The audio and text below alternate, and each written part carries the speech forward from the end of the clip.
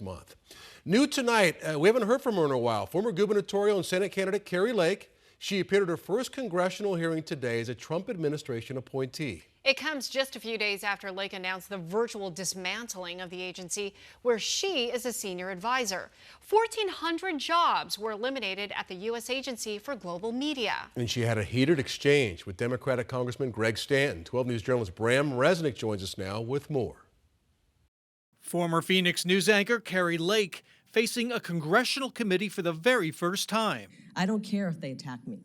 We're going to make it right for the American taxpayers.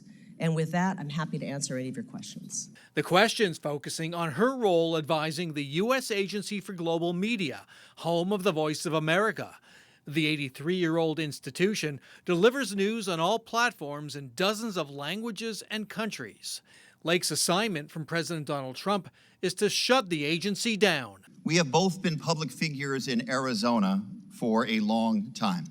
I've seen you in action, including your behavior in the last 2 elections. There was at least one familiar face, Democratic Congressman Greg Stanton, a former Phoenix mayor.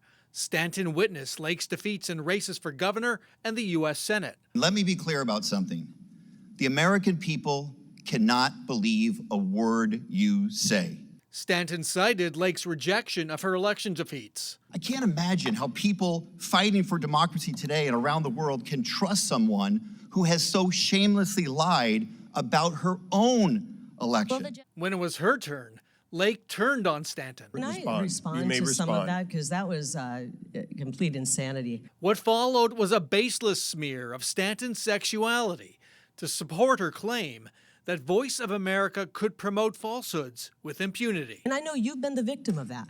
I know you've been the victim. I remember the stories about you where they said you had a gay lover, and those were going on all Mr. Chair. over. Chairman.